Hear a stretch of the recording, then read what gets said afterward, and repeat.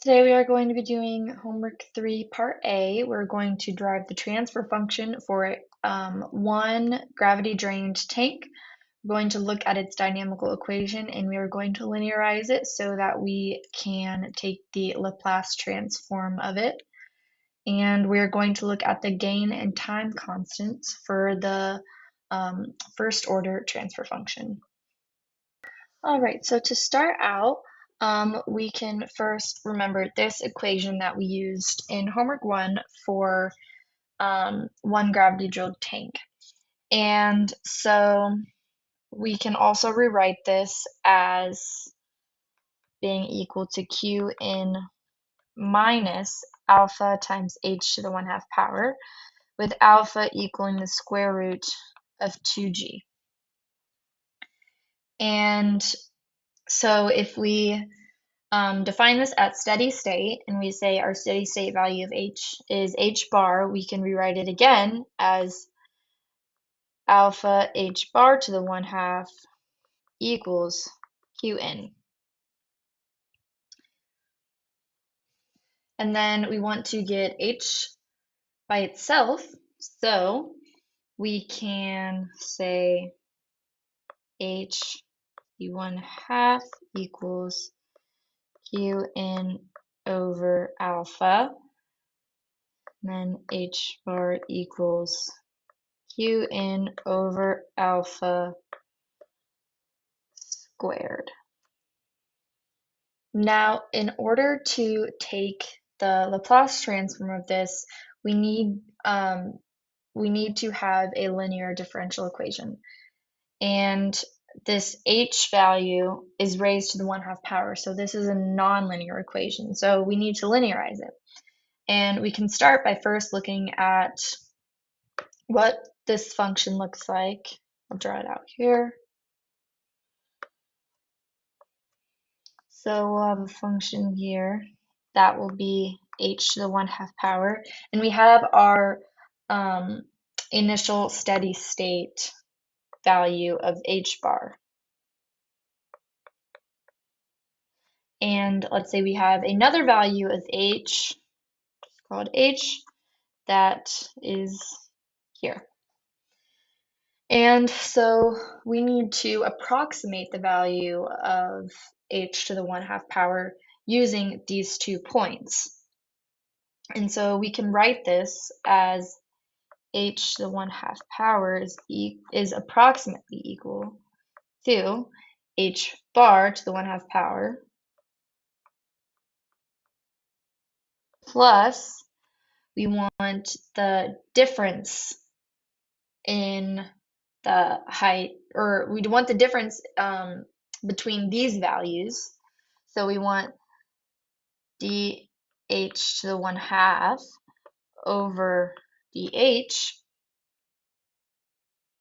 because we want to see how our values are changing in between these 2 points. And we want this to be evaluated at h equals h bar. And this should all be multiplied by our change in this x-axis here. So it'll be h minus h bar. So this equation is an approximation of h to the 1/2. And now we can use it in our original equation up here. But first, we need to define our deviation variable, which we will call h prime. And h prime will equal h minus h bar, this value right here. And so we will use that in our equation up here. So it will be a, but we have right here, we have dh over dt. And we need to convert this to our new deviation variable of h prime. So let's evaluate the derivative of this equation here. So dh prime over dt equals dh over dt. And then this h bar here, this is our steady state value. We know what this value is. So the derivative of a constant is 0. So dh prime equals dh. So we can simply just replace this with dh prime over dt. And next we have our q in, but it will be q prime in. And let me move this down a little.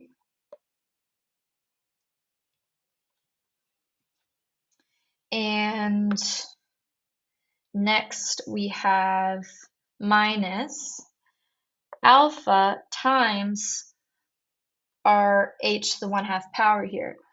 But we're just going to use our approximation that we just made right here. So it will be h bar to the 1/2 plus our dh to the 1/2 over dh, evaluated at h equals h bar, times our h prime here. And then we also have this other h to the 1/2.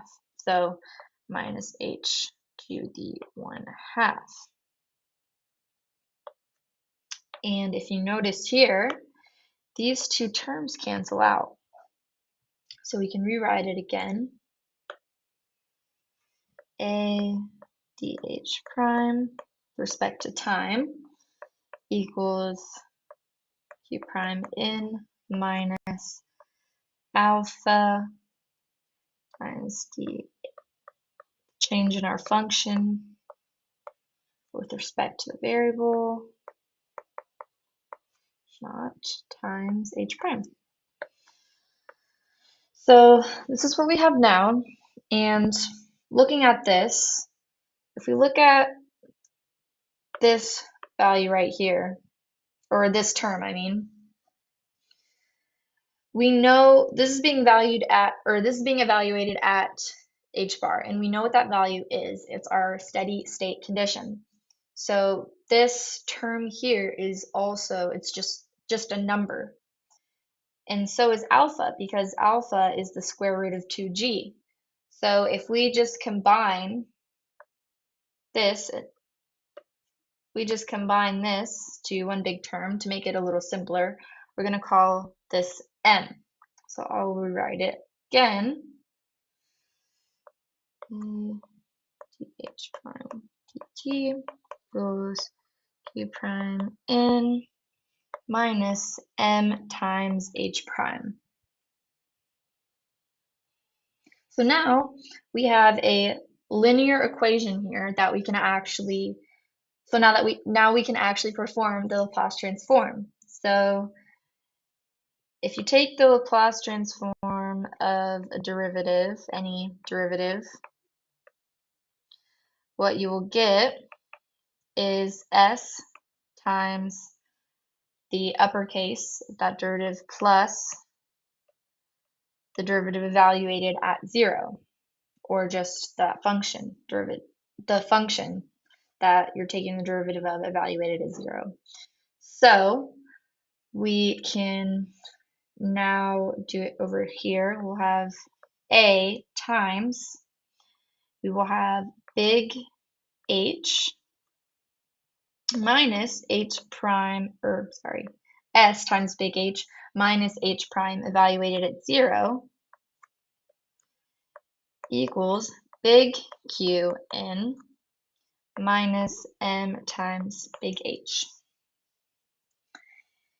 And if you look right here, so this is our deviation term of h, and it's being evaluated at 0.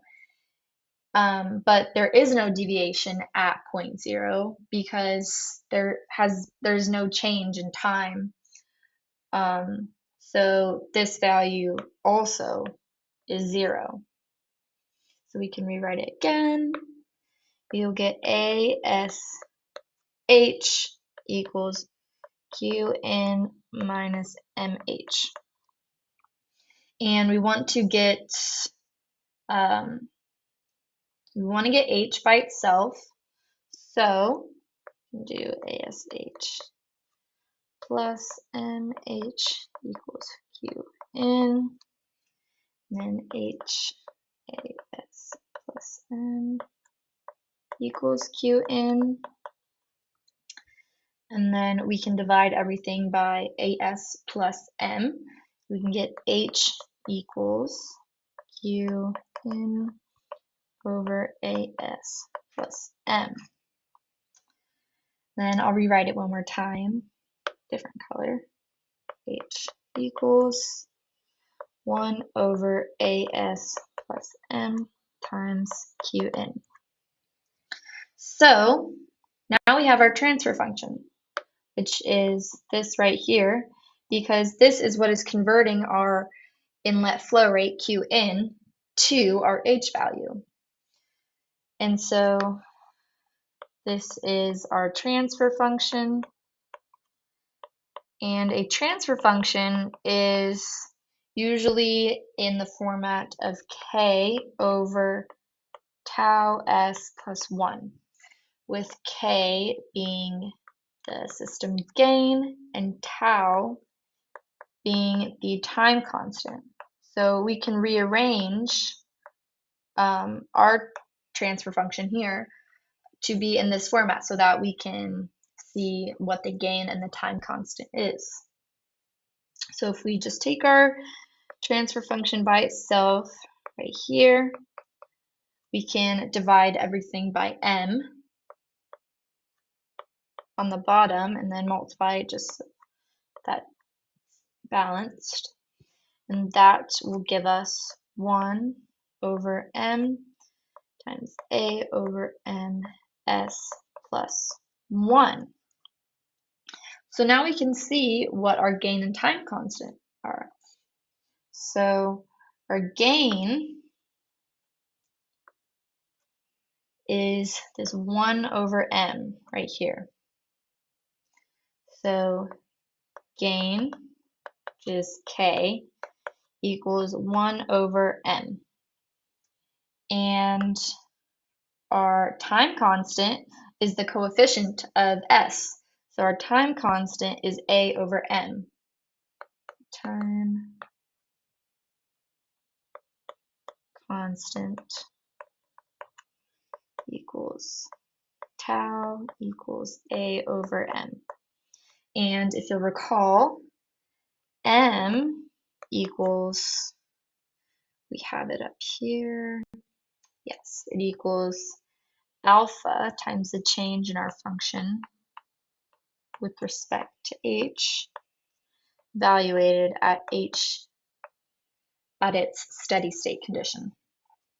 So our transfer function of this single gravity drained tank is 1 over m times a over m s plus 1. Our gain is 1 over m and our time constant is a over m. So thank you for watching.